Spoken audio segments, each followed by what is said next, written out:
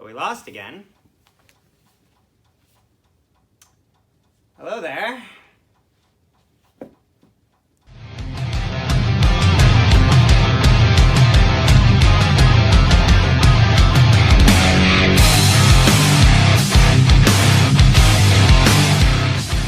Good morning, afternoon, ladies and gentlemen. My name is Zachary Nolan. Carter Nolan is behind the camera. Yes, sir. Carter Nolan, what day is it today? Today is May 8th. What was yesterday? My birthday. Did you get what you wanted today? No. Damn right. So... I got what I wanted yesterday, but I didn't get what I wanted today. Yeah. So, let's get into it. Jets lose to the Ottawa Senators 4-2, and it's disappointing because after so much good in that last game, there was just so much lacking in this game.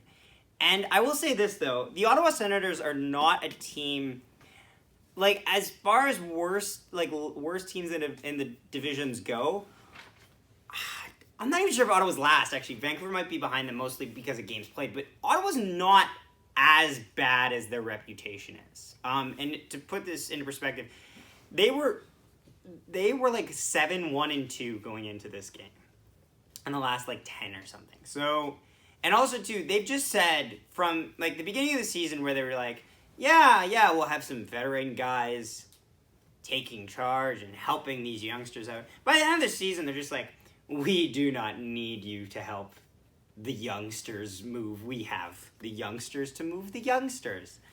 So Pionk is out day to day. I assume this is more of just resting up on a game, on a night where, in theory, you really don't need him, or at the very least, you don't want him getting injured in a game that is a nothing game, because the Jets have made the playoffs now, official as of last game. That being said, it would have helped. So what they did do, though, was they moved Jordy Ben, who's primarily a left defenseman. They moved him to the right side to play with Ville Heinola. And they moved up Dylan DeMello to play with Morrissey. And then Forbert and Poulin were the third. They were the third pairing on the presumptive line, so to speak. Like, they put out the preview for the game, and they had them in the third line. I was like, good. And then we started the game, and the roster had them as the second deep pair. No, sir. That will not stand. No.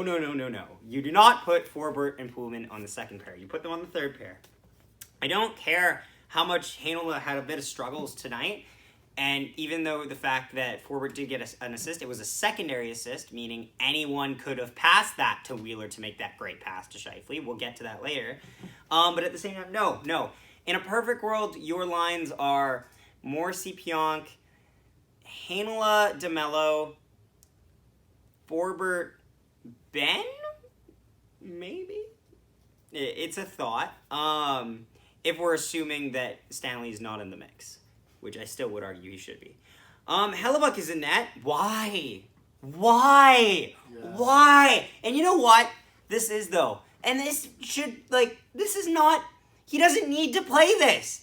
Like, just think about it. Think about that moment in the third period where we were worried about Hellebuck for a second, where we thought Brady Tkachuk slashed him. He didn't. He hit the stick, but the stick vibrated, and as a goalie myself, we put our hand like this, and if the stick vibrates, hurts like a fucking bitch. Imagine a baseball player going like this, and it's hollowed out, and he hits it and just goes, fucking sucks. It sucks. Yeah. But imagine if that injured him for long term. He would have had like a long-term thumb injury, like Brendan Gallagher. We'd be fucked. In a game against Ottawa. Yeah, game against Ottawa. He doesn't need to be there. And honestly, like, Brossoit probably thought he was going to... Oh, there he is. Okay. Worst placed team. That's my turn, right? It's me now. Because we made the playoffs. We are 2 points ahead of Montreal, who's playing Toronto. It's my turn, right? No? Yeah. Brossoit probably thought he was going to play tonight. I don't blame him. He played last time we played the Sens, and we didn't win, but frick, like, who cares? Honestly. Formanson is out of the lineup, and they're playing Gustafsson in net again. And if you remember him from last time, you should know this is a bit of a problem because we don't know how to score on Gustafsson. All right, so going into the first period, it was an early back and forth, kind of just easy, not too strenuous. French Jesus Matthew Perreault shaved his beard, and now I'm sad about that. He no longer looks like everyone's favorite homeless Jesus. He just looks like another Matthew. It is disappointing. This is like the third disappointing thing today, other than the goal, the game, and the fact that I have to use the plunger right away. A new plunger. A new plunger, yes. For those of you who didn't see the video, it has that new plunger smell, also known as Canadian Tire. Even though that's not where I bought it from. But it's smell it. Yeah, I know. Yeah. So Mete took a hooking penalty early in the period. Bit of a weak one, gonna be honest. Heinola was on the second power play unit, which was nice. It was nice. He actually made a great setup, which would have ended in Pierre-Luc Dubois putting it off the post in, but Pierre-Luc Dubois puts it off the post and goes fucking nowhere. And that was annoying because there was like half an open net, which would then lead to an Ottawa 3-on-1, which Heinola is part of the reason why it gets broken up, which is good. Then we have a 2-on-1 back the other way. We don't score on that, which is And then not long after that, Connor Brown, because of course it's him, deflects a shot from Victor Mete. Of course it's him from the point to make it 1-0 Sens.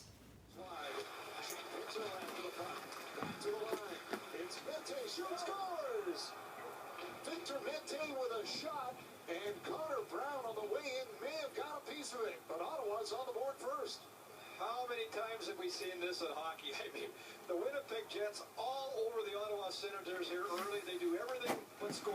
First of all, Dubois with the post, caught right in the slot. Like, why? Also, we lost, but I'm not too mad, so it's a little bottle this time. Like, okay, cool. Also, no, I'll get to the point in the second goal, because not long after that, Stützle on a beautiful tip top shelf from, I believe, Artem Zub would make it 2-0 reaction here. Are you kidding me? Tim Stützle. Are you serious? First off, what a beautiful tip. Like, the way the camera catches it really well. Like, it goes boop, boop, boop. It looks like a perfect, just ropes around the player to get to the top corner there. Because bang, right there. For the love of high tip. And that's honestly how our defensemen should be trying to get shots on net, though, too. Too often, they put the puck up high, and it goes off the glass and out. This is an example of why you shouldn't always do that. 2 shots have been like this, and I think they have 2 goals on 3 shots. It's blurry at the top of my screen, but still. Like I said in the video, this shows how well other teams use their defensemen offensively. Shoot low. Off the pads, there's a rebound. If you shoot low, there's also a chance that you can deflect it in the net, and it deflects up high.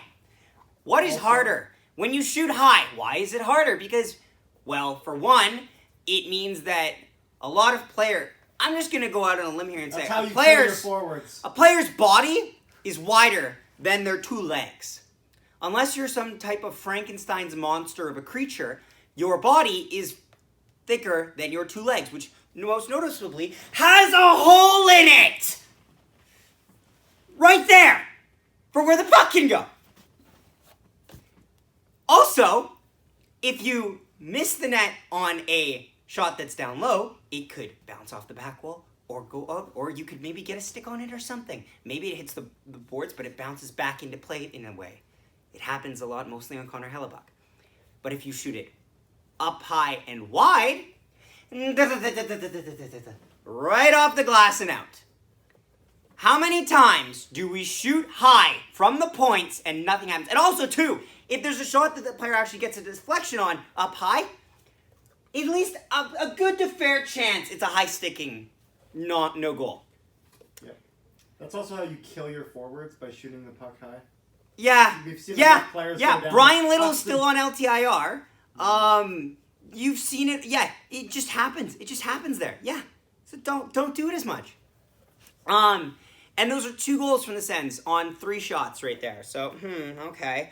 And then Ottawa penalty. It's a bad penalty. It is a bad penalty. I don't understand why Ottawa got a penalty later. Like, it was not to say that the Jets should have got one on this play, but there just should have been no penalty. It looks like the Ottawa player leans on our guy and just falls, which is fine because he's supposed to fall because that's what happens when somebody puts all their weight on you. But, like, really, ref? Okay. And then Brown gets another shorthanded chance because, of course, he lives for those things. And we outshoot Ottawa 11-5 in the period, but we're down 2-0 after 1. All right. Moving on to the second period. All right. I'm switching from NHL 21. Oh, I missed the goal. God damn it. I'm switching channels. Shifley here. What a play this is. He just comes right in. Did I miss? Comes around the net. Appleton gets him. Position. I did. Shifley's gonna find him, and no. I feel goofy now, but like, hell yes! I was writing in my notes, and I was switching from NHL 21. 55 seconds into the period, and all right! Okay! So, Shifley from Mason Appleton will score. Or, no, Appleton from Shifley, sorry. Will score to make it 2-1. I missed this because I'm switching from NHL 21, which I play in intermissions, because why the hell not, to the game. It's a Sens game. I can miss a little, okay? It's 55 seconds in, though, so I was like, damn it.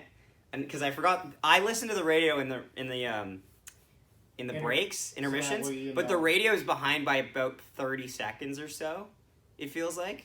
Like, it's behind by a good chunk of margin. So as I'm switching there, I'm just like, Dad's like, why didn't you yell? And I'm like, what?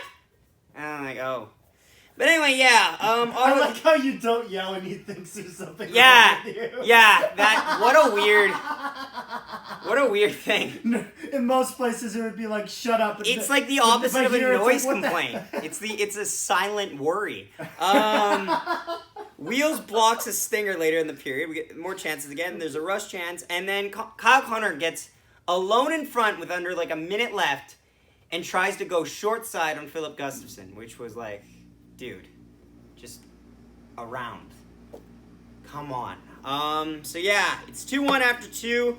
Third period, Colin White goes headfirst into the boards because he was leading on a stick early in the play, and it's scary. I thought he was going to have a problem. He got up. He would return to the game pretty much. I'm not even sure if he missed a shift or so, but it looked bad, and there's nothing really that could be done on that. And then Stützle on a one-timer just blasts it. 3-1, Ottawa leads. Tim Stützle, second of the night, and Ottawa's got their 2-goal lead back. This is a wonderful shot by Stützle. He's got a dandy, and we've seen this at times through his rookie season. And when he gets it away in a hurry, boy, is it terrific. And I'm literally texting Jake right now. He just typed ... fuck. By Stützle, and he just fires it far side with a beautiful shot. I feel bad because I have Stützle on my fantasy team, and I benched him tonight. Why? Mr. Brown and a beautiful finish. Isn't that the question? And the Senators go. Yeah. Dadonov gets a chance where I think he goes between the legs, which if he scored there, I would have just left. I just would have left the room. Doesn't score there. Stützle gets 2 more chances. Tkachuk hacks at Hellebuck's stick.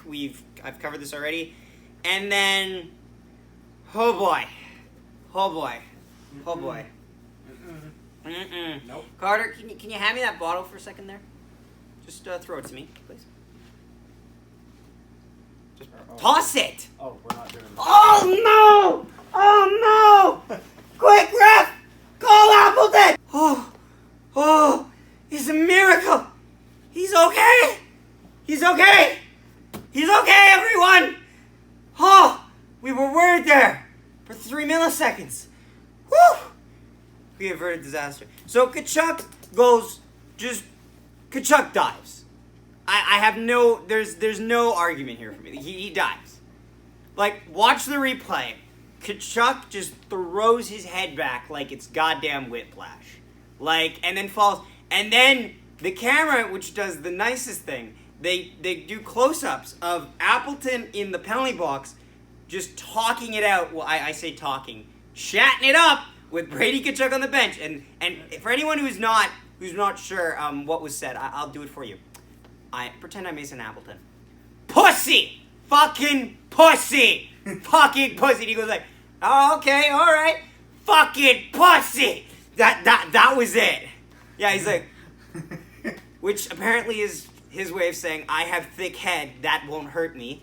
But anyway, yeah, like he dove. He 100% diving. It was 100% embellishment. And I rarely talk about those things. I feel like I should mention that for any new viewers thinking, oh no, is it the biased Jets fan? Exit! No. I called 2 of your penalties soft earlier, don't worry. Yeah, you're very hesitant to push that button. Yes, this is a dive. So then we kill it off, although Morrissey does have a shorthanded chance. Then Scheifele, pretty much right after the penalty expires, 52 seconds left, would make it 3-2 reaction here. Yeah! Okay. All right. You're gonna need to work fast, but okay. All right. Whew.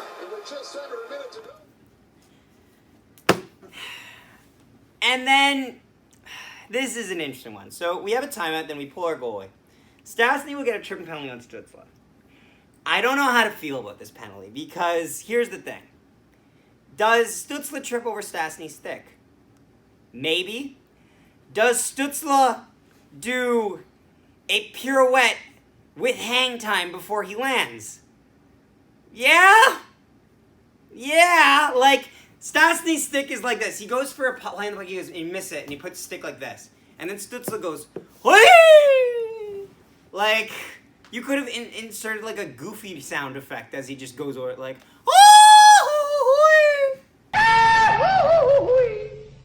and and that would have been it would have belonged just as much. But yeah, so now we're in the penalty kill, but, you know, gung-ho attitude. We clear the puck for a solid no seconds before deciding, yeah, let's pull the goalie. Literally, Hellebuyck is going to the bench as Stützle picks up the puck to put it in the net to make it 4-2 for the hat trick. Hey, reaction there. Up the middle, broken up by Brown. Stützle with the empty net for the hat trick. Goes to the goal, scores. Tim Stützle with his first career NHL hat trick to seal the deal. So yeah. So Zach. Yeah. With Stützle being on your fantasy team, did that help tonight? Shut the fuck up, I benched him.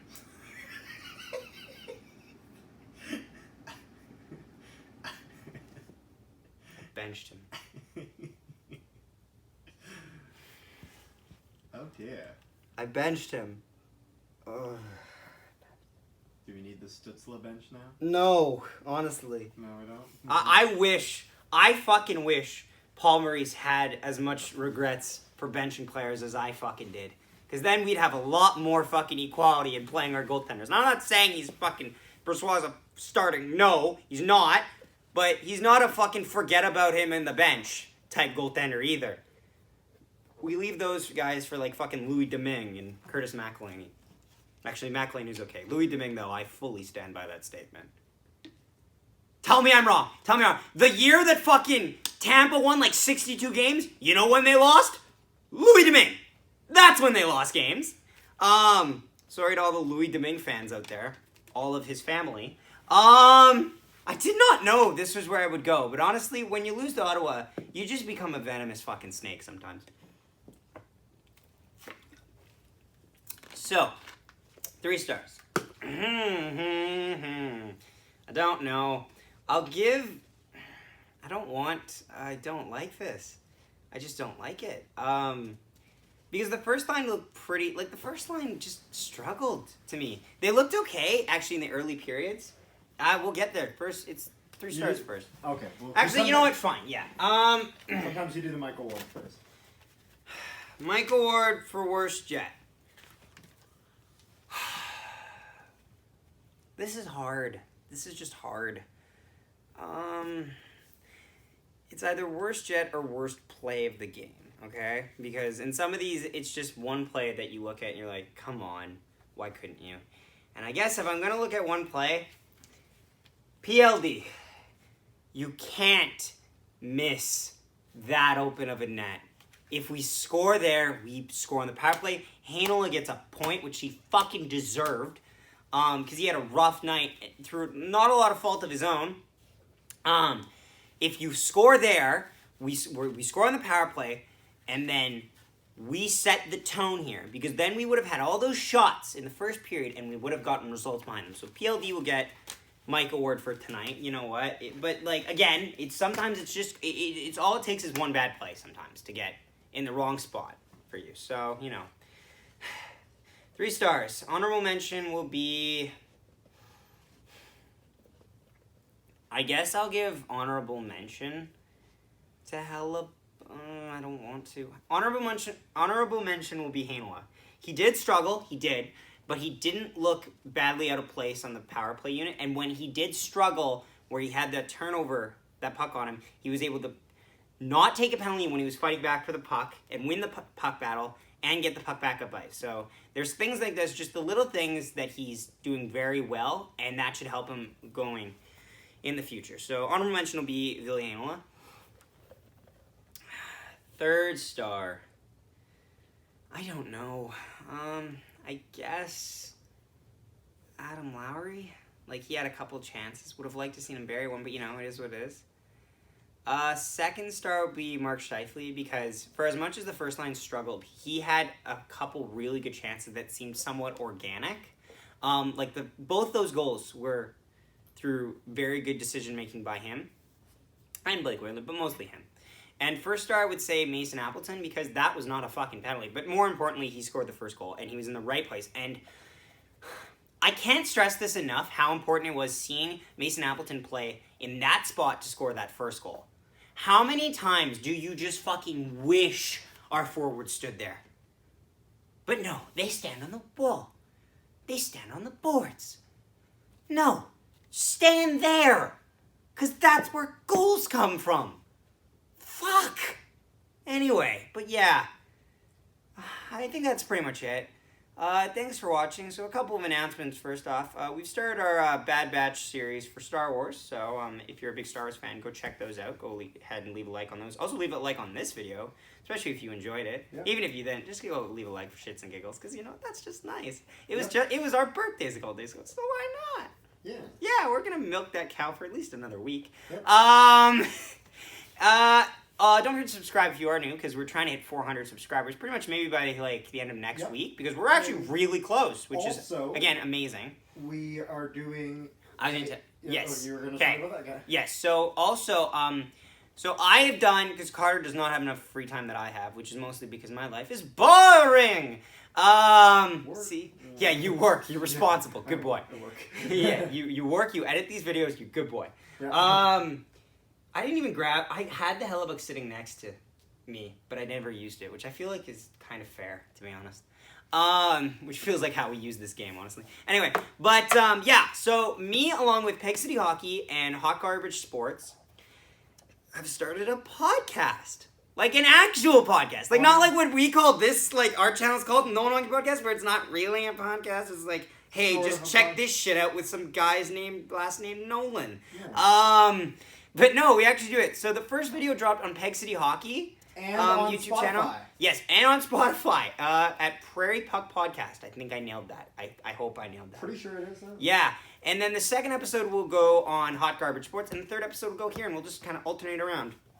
So go ahead and check those guys out for sure. That's about it. Also follow us on Instagram at No One Hockey Podcast, because we do answer that. And comment down below. And DM us, because we answer everything. We always answer comments on here. Love to hear all your guys' thoughts, takes, all of that. We love the feedback, good or like positive or criticism, you know, take it in stride. Thanks for watching, and we'll see you next time, hopefully with a win.